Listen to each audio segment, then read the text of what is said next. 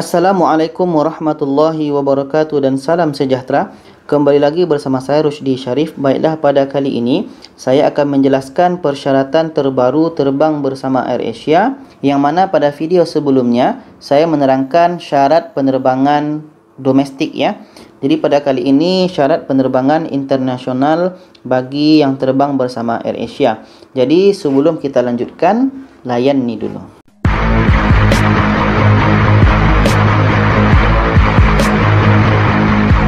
Jadi teman-teman semua, ini untuk pembukaannya sama dengan video tentang penerbangan di peringkat domestik. Saya masih menggunakan pembukaan yang sama, iaitunya pengoperasian kembali penerbangan berjadual AirAsia Indonesia.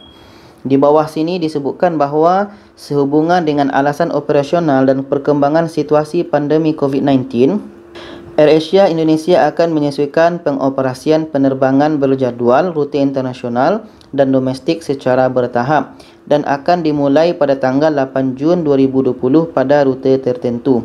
Jadi penerbangan AirAsia ini akan dimulai bulan Jun ini. Rata-rata kalau internasional adalah 10 Jun ke atas itu sudah mulai untuk beberapa rute. Jadi untuk jadual ini saya pernah buat pada video sebelumnya, lihat link di atas. Saya lihat dengan jadual terkini itu lebih kurang sama ya, tidak banyak perbedaan. Mungkin hanya ada berbeda sedikit. Contoh sebelum ini 10 Jun ada, tiba-tiba 10 Jun sekarang tidak ada, tapi ada 11 Jun. Bermanakan itu kan masih berbeda tipis harinya. Jadi bagi kita yang ingin terbang untuk bulan Jun ini adalah persyaratan terbaru. Dan pada video sebelumnya saya pernah menjelaskan juga persyaratan terbang bersama AirAsia. Teman-teman bisa lihat link di atas. Persyaratan waktu itu dengan yang ini lebih kurang sama, cuma ada penambahan sedikit.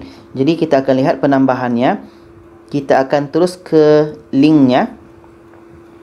Di sini, seluruh persyaratan dokumen perjalanan domestik dan internasional dari atau ke Indonesia beserta ketentuan dan prosedur keselamatan dapat diakses melalui panduan terbang bersama AirAsia selama masa kewaspadaan COVID-19 yang diperbarui secara berkala. Jadi untuk persyaratan ini kita mesti update karena persyaratan ini bisa saja berubah dari waktu ke waktu. Kita masuk kepada linknya. Jadi ini saya ambil dari website resmi AirAsia yang judulnya adalah Panduan Terbang bersama AirAsia selama masa kewaspadaan COVID-19. Di sini yang paling atas ni adalah persyaratan untuk peringkat domestik. Untuk peringkat domestik teman-teman bisa lihat pada video sebelumnya. Jadi kita akan terus cari persyaratan untuk terbang di peringkat internasional. Karena ada beberapa hal yang ada penambahan daripada syarat yang saya sampaikan pada video yang saya bagi tahu tadi tentang syarat terbang bersama AirAsia waktu itu. Di sini disebutkan bahawa persyaratan perjalanan internasional. Indonesia dan beberapa negara lain di dunia masih menerapkan pembatasan perjalanan bagi warga negara asing dengan pengecualian yang sangat ketat. Calon penumpang yang akan melakukan perjalanan internasional memasuki atau keluar dari wilayah Republik Indonesia harus dapat menunjukkan persyaratan berikut ini untuk diperkenankan naik ke pesawat.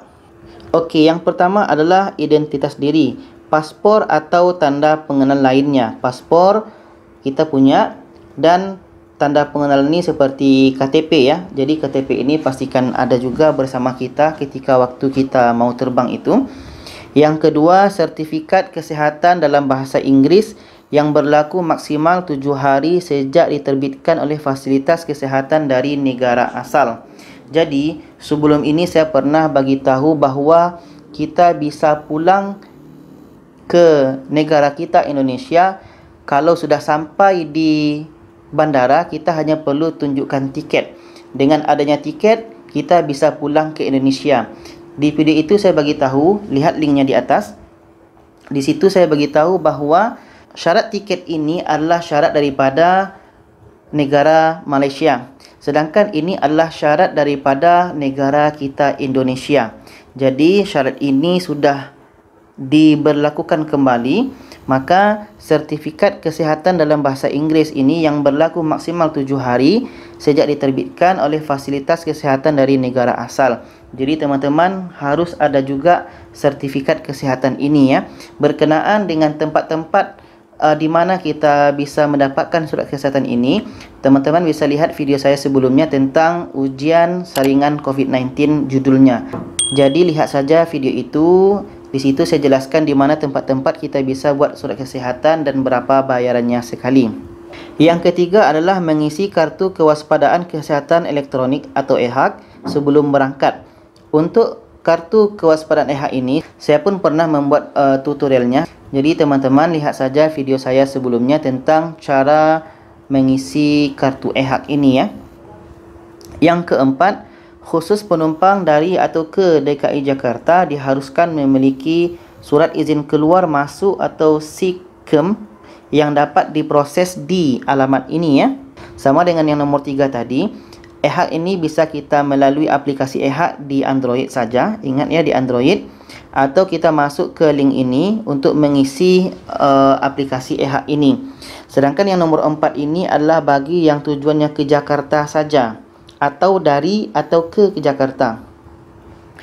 Jadi kalau kita lihat linknya, kita tekan saja. Jadi kita lihat ke bawahnya.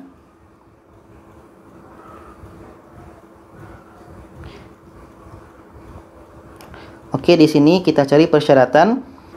Jadi ini bagi yang berdomisili Jakarta. Di bawah ini ada unduh seluruh berkas. Jadi teman-teman download saja.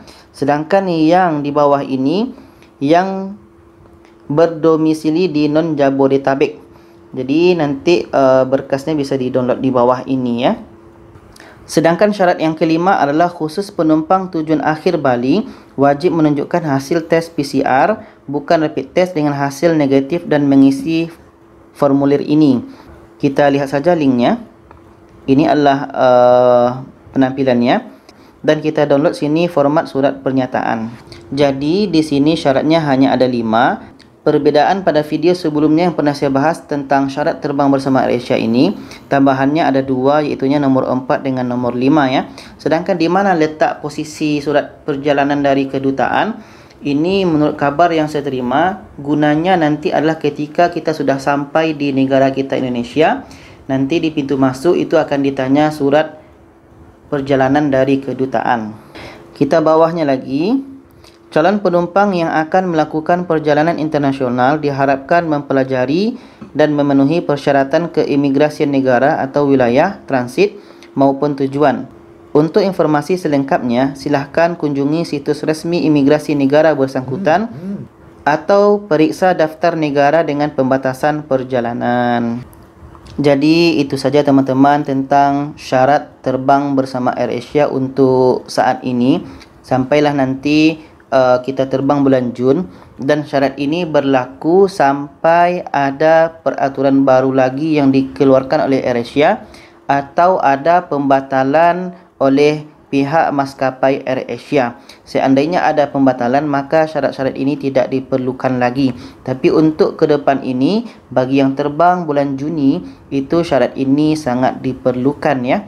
Jadi itu saja informasi saya pada kali ini. Mudah-mudahan bisa memberikan manfaat dan pencerahan kepada kita semua. Dan jangan lupa share video ini kepada yang lainnya supaya lebih ramai yang tahu.